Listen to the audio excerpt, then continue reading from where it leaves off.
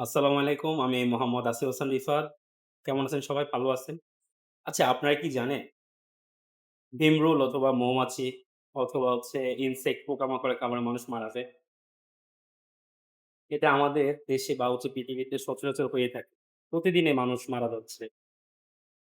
এখন আমরা যখন মৌমাছি, ভিমরুল অথবা পোকামাকড় কামড় দেয়, আমরা মানুষেরা ভীত হয়ে যাই। মনে রাখতে হবে ভীত হওয়া যাবে না বা ভয় পাওয়া যাবে না। আপনাদেরকে আমি কিছু স্টেপ বলব। এগুলো ফলো করবেন।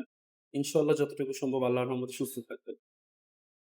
সবার আগে যখন মৌমাছি, ভিমরুল অথবা ইনসেক্ট পোকামাকড় যেটা কামড় দিয়ে থাকে বা আক্রমণ করে যে জায়গায়, ওই জায়গাটা সবার আগে ঠান্ডা পানি দিয়ে অথবা নরমাল পানির সাথে সাবান দিয়ে ভালো করে ধুয়ে নিবেন। দেন আপনার গায়ে যেসব জামাকাপড়গুলো আছে চেষ্টা করুন এগুলো চেঞ্জ করে ফেললে সবচেয়ে ভালো।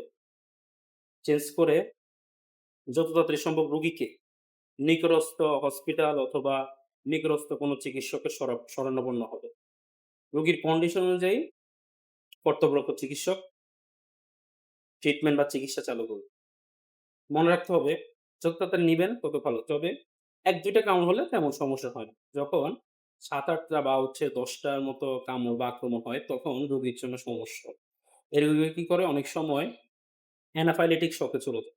অ্যানাফাইলেটিক শক গেলে রোগীর অ্যালার্জিক রিঅ্যাকশন, তারপর শ্বাসনালী চিকন হয়ে যাওয়া বা আর্টিকারিয়া, র‍্যাশ এগুলো হতে পারে। যার ফলে রোগীর শ্বাসকষ্ট হতে পারে। এর ফলে রোগী খারাপ হয়ে যেতে পারে।